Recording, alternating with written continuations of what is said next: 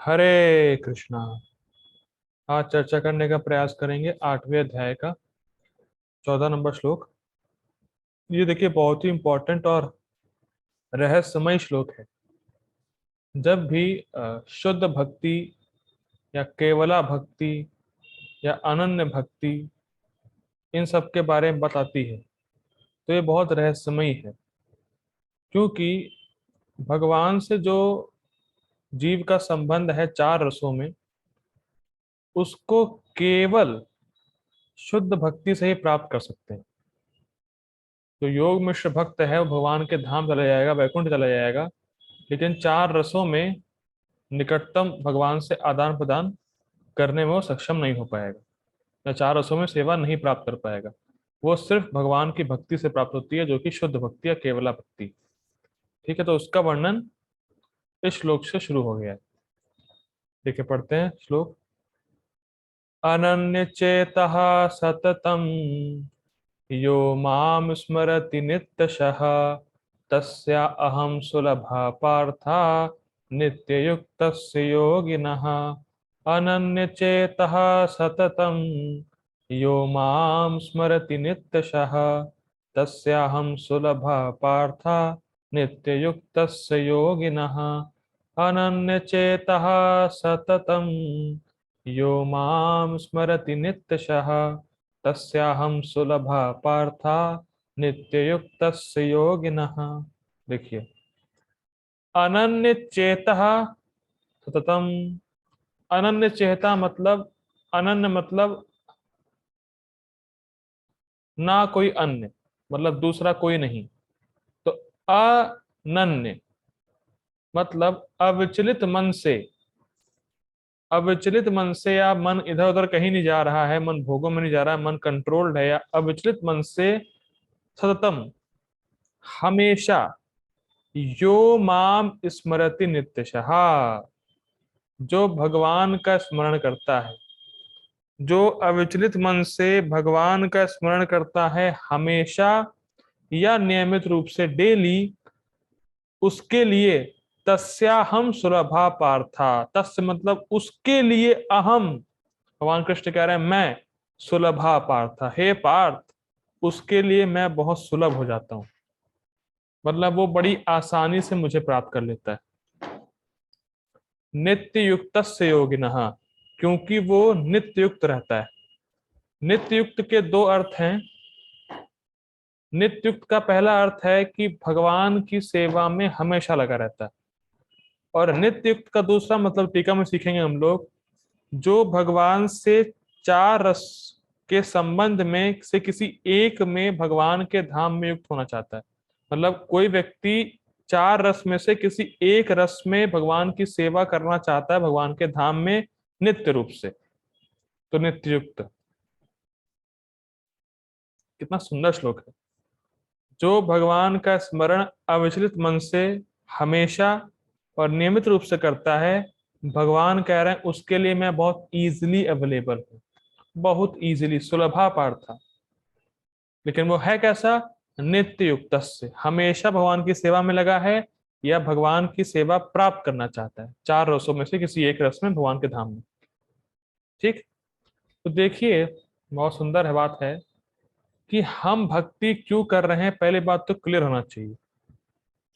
हम भक्ति इसलिए कर रहे हैं कि हमें भगवान के चरणों में प्रेमा भक्ति प्राप्त करनी। हमारा साधन भी भक्ति है, हमारा साध भी भक्ति है।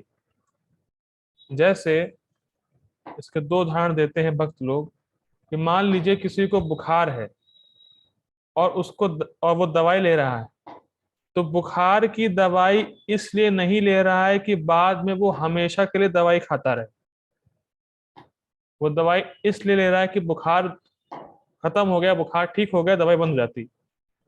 तो वो दवाई अभी इसलिए ले रहा है जिससे कि बाद में दवाई को त्याग सके। या मान लीजिए कोई व्यक्ति ट्रेन में बैठा है, ट्रेन से कहीं जा रहा है, तो जैसे ही वो अपनी डेस्टिनेशन में पहुंचा, ट्रेन से उतर जाएगा, घर चला जाएगा अपने, और फिर ट्रेन को भूल जाएगा। तो साधन, उसने ट्रेन पकड़ा, लेकिन साध के दौरान उसने साधन को छोड़ दिया। लेकिन भक्ति के केस में हम भक्ति कर ही इसलिए रहे हैं कि हमें प्रेम भक्ति प्राप्त करनी है। हमारा साधन भक्ति है साध्य भक्ति को प्राप्त करने के लिए। कहने का तात्पर्य है कि हम अभी जो भक्ति कर रहे हैं, जो साधन पकड़े हैं भक्ति का, तो जो हमारा गोल है वो भी प्रेम भक्ति है। भगवान का प्रेम प्राप्त करने के लिए भक्ति कर रहे हैं। हमारा लक्ष्य भगवान के धाम की प्राप्ति भी नहीं है। थोड़ा सा चकित हो रहे होंगे आप लोग, कोई क्या कह रहे हैं आप? सत्य बात है, हमारा लक्ष्य भगवान के धाम की प्राप्ति भी नहीं है। हमारा मेन लक्ष्य है कृष्ण के चरणों में प्रेम प्राप्त हो जाए, इसलिए भक्ति कर रहे हैं। और अनन्य चेतः, इसका एक और अर्थ ये भी है कि भक्ति ही करके हम भगवान का प्रेम प्राप्त कर सकते हैं, और कोई साधन से भगवान का हम प्रेम प्राप्त नहीं कर सकते। भक्ति ही करके हम प्रेम भक्ति प्राप्त कर सकते हैं, और इसीलिए हमें भक्ति करनी चाहिए।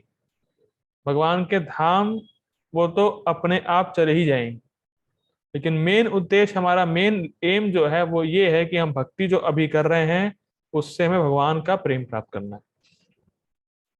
ठीक, ये लक्ष्य है हमारा। पढ़ते हैं गोपाल जी का अनुवाद।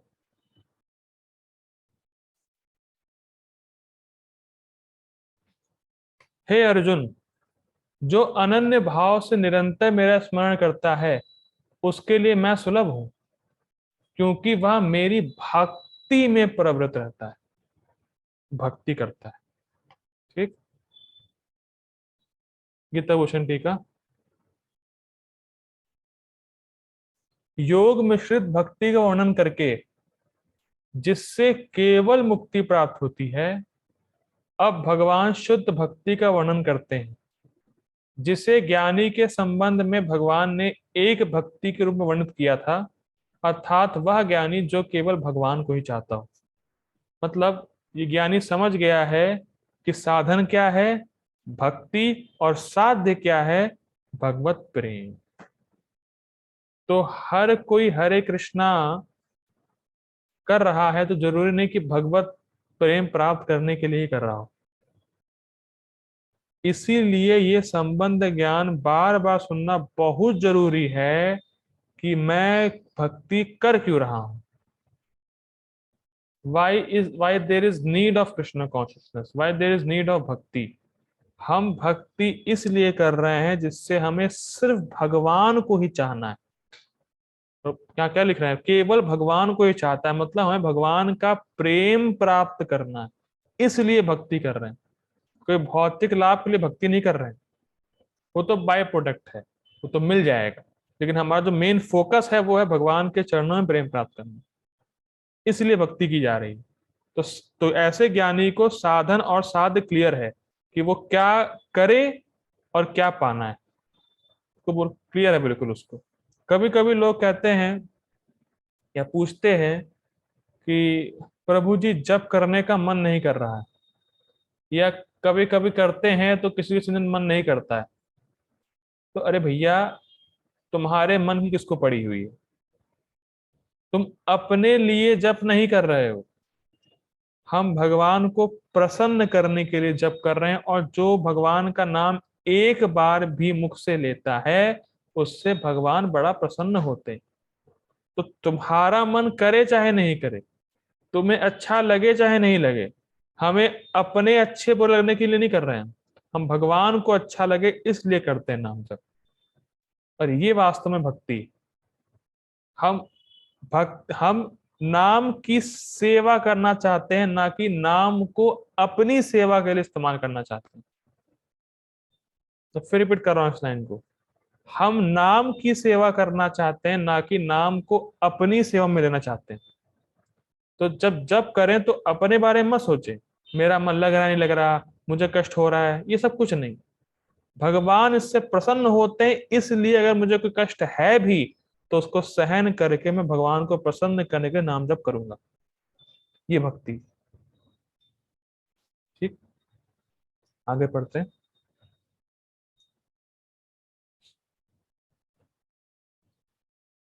भक्त को केवल मेरी चेतना में ही रहना चाहिए।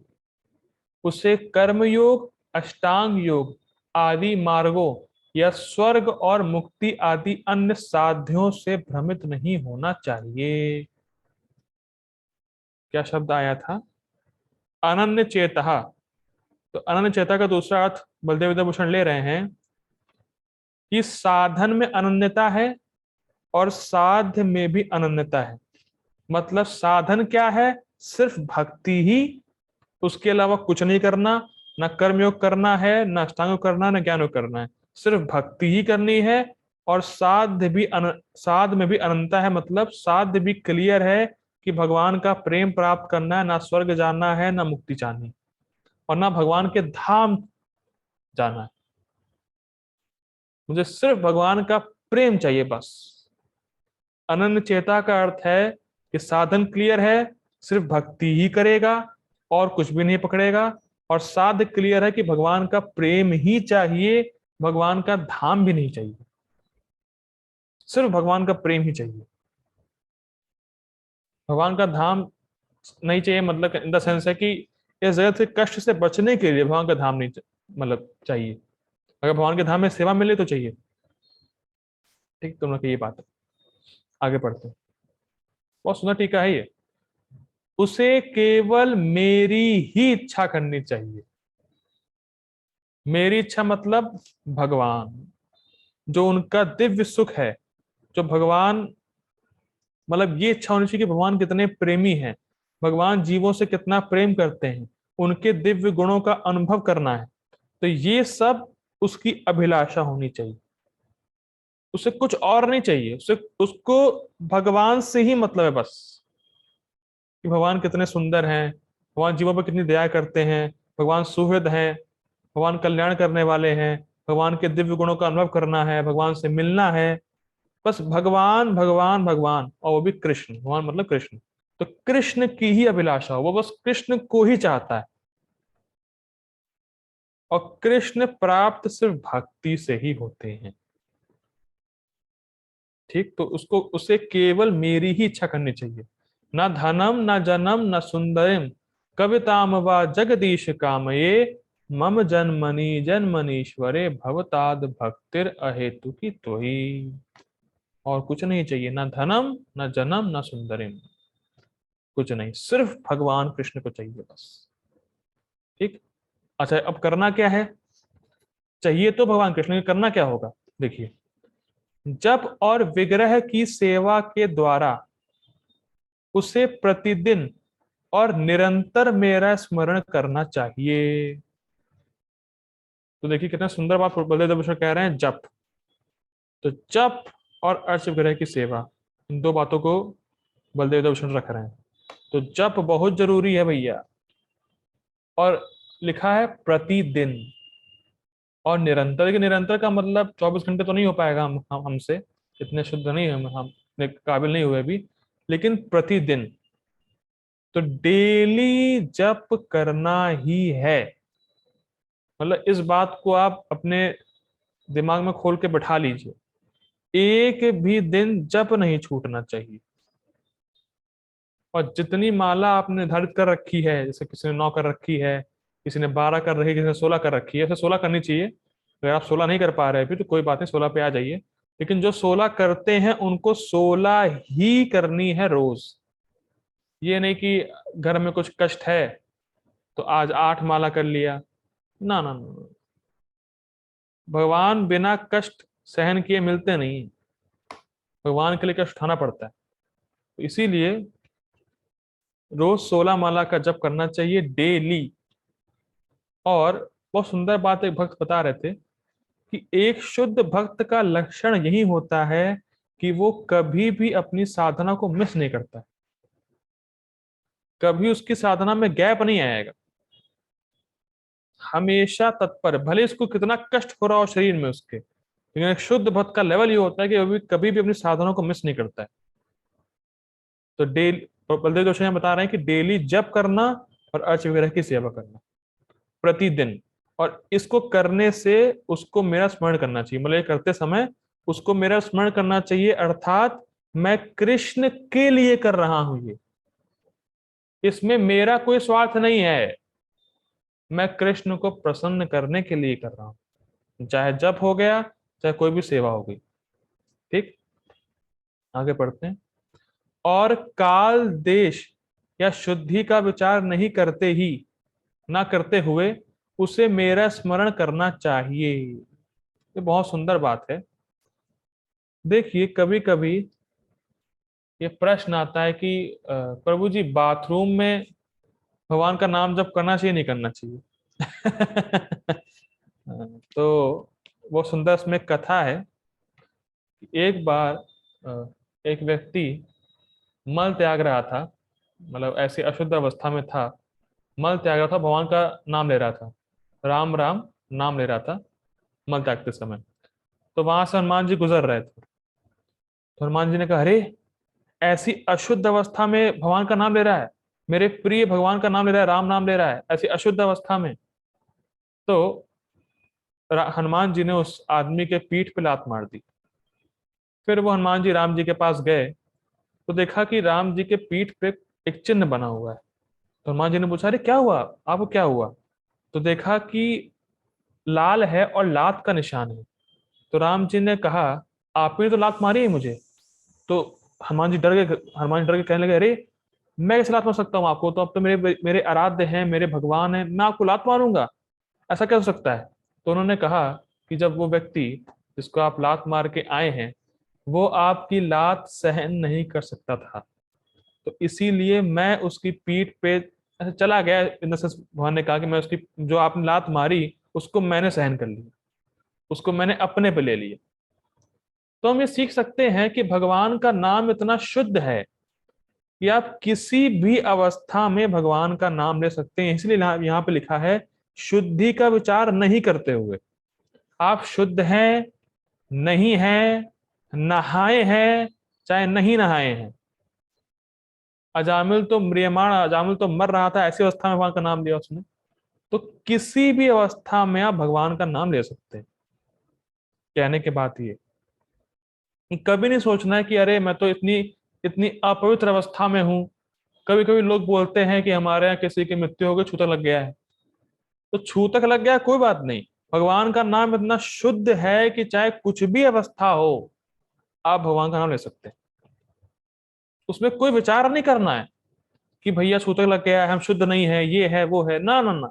शुद्धि का विचार नहीं करें और काल देश का विचार भी ना करें। किस देश में है, कौन सा काल है। भाई सुबह नहीं उठ पाए ब्रह्म मुहूर्त में तो लोग कहते हैं, अरे प्रभु जी कितने पतित हैं, हम सुबह उठ नहीं पाते। तो क्या हुआ नहीं उठ पाए तो? जब भी उठें भगवान का नाम ले सकते हैं। जब जागो तब सवेरा। और हो सकता है कि यहाँ पे इंडिया में आप 9 बजे उठे तो किसी और कंट्री ब्रह्म मुहूर्त चल रहा हो, तो वहां क्या था, आप ब्रह्म मुहूर्त में जब कर रहे हैं। क्या हुआ, क्या समस्या है? भाई मान लीजिए आप 9 बजे उठे यहाँ पे और अमेरिका में ब्रह्म मुहूर्त चल रहा हो, तो आप यहाँ जब कर रहे हैं, अमेरिका का ब्रह्म मुहूर्त चल रहा है, और क्या दिक्कत क्या है? तो बेसिकली मैं ये नहीं कह रहा हूँ कि उठिए नहीं, ये प्रोत्साहन नहीं दे रहे हैं। लेकिन अगर नहीं भी उठ पाए तो कोई घबराने की बात नहीं है कि अरे उठ नहीं पाए, अब कैसे जब होगा, अब जब करना सही नहीं है, ऐसा कुछ नहीं है। कोई भी समय में कभी भी कहीं भी कैसी व्यवस्था में भगवान का नाम जप किया जा सकता है। ये कहने की बात है बस। ठीक है। और एक जगह परम पूज्य दादा महाराज लेक्चर में बताते हैं कि जब नहाए आप लोग, जब व्यक्ति नहाए तो जरूर भगवान का नाम ले, क्योंकि जब नहाते समय भगवान का नाम लेते हैं तो जो जो जल डालते हैं अपने ऊपर वो पवित्र हो जाता है, वो गंगा जल के समान हो जाता है। तब अगर आप नहाएं तो भगवान का नाम जप या भगवान का नाम तो जरूर लेके लेके मतलब स्नान किया जाए। ठीक है, आगे पढ़ते हैं। अच्छा, स्मरण करना तो है भगवान का, किस रूप में करना है देखिए। अर्थात वह भगवान जो यशोदा के स्तनों से दूध पीते हैं और जो इस जगत में राम और नरसिंह आदि रूपों में अवतरित होते हैं। किसका स्मरण करना है भैया? कृष्ण का।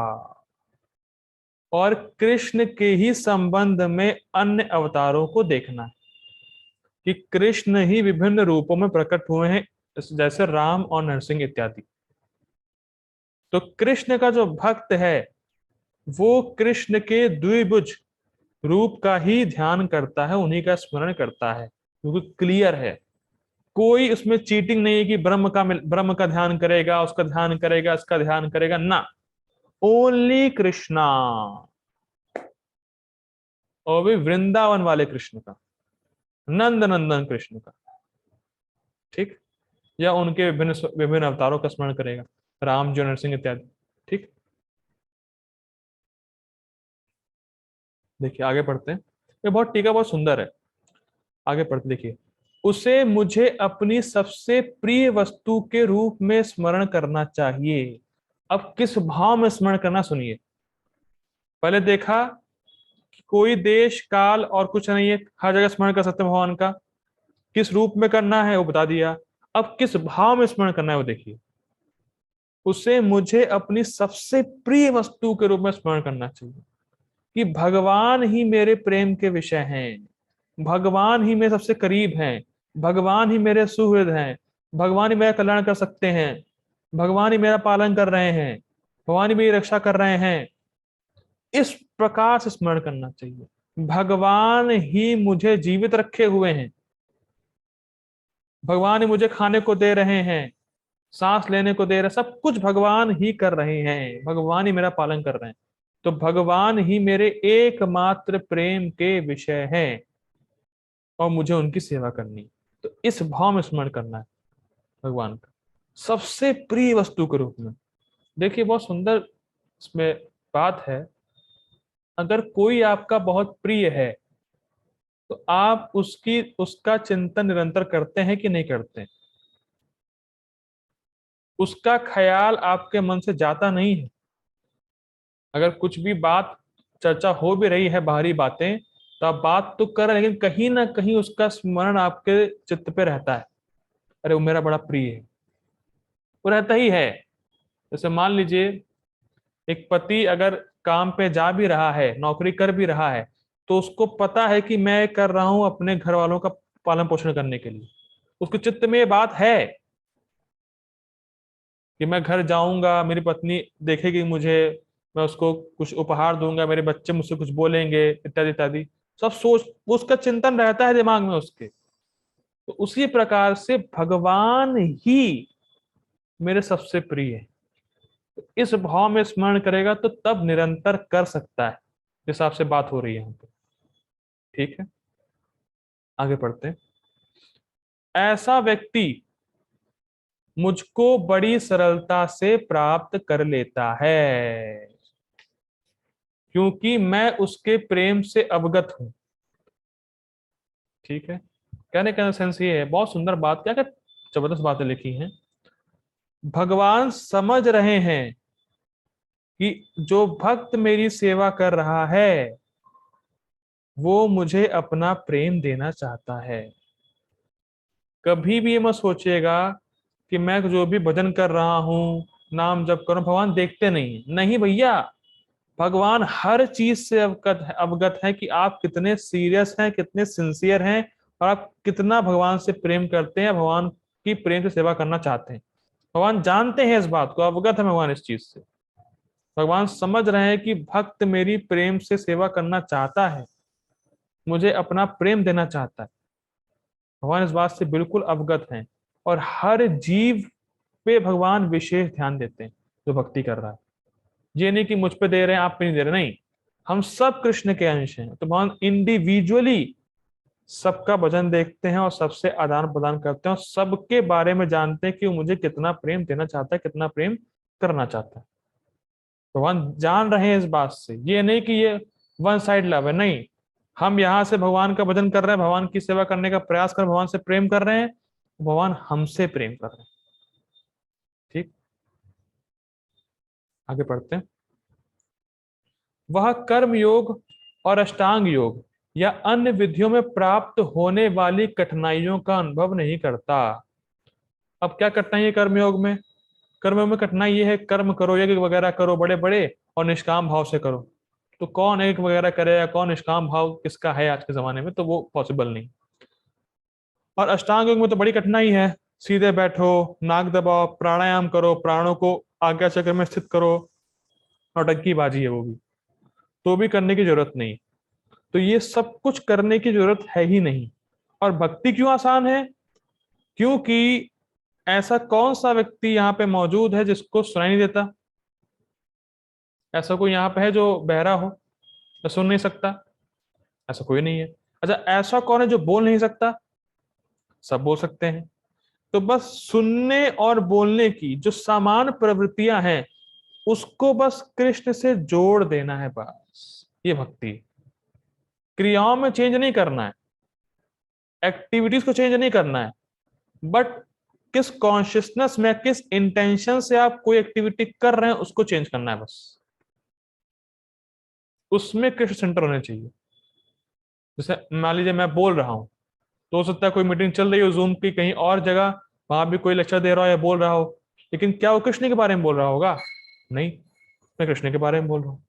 तो दोनों ही लोग बोल रहे हैं, लेकिन एक कृष्ण को प्रसन्न करने के लिए बोल रहा है और एक खुद अपनी तृप्ति के लिए बोल रहा है। फर्क इतना सा है। और जो कृष्ण को प्रसन्न करने के लिए बोला, भक्ति हो गई वो। कितना सिंपल है। तो जो सामान्य प्रवृत्तियां हैं, बोलने की, सुनने की, खाना बनाने की, ये सब कृष्ण को कृष्ण से जोड़ देना है बस, ये भक्ति हो गई। और ये बहुत सिंपल है। ठीक। ओके, मैं ऐसा करता हूँ, ये जो पैराग्राफ जो आने वाला है बहुत जबरदस्त है। हमारा टाइम खत्म हो रहा है, so I request all of you to join again. थोड़ा सा आज क्लास लंबी होगी, so please tolerate and join again. Hari बोल, हरे कृष्ण।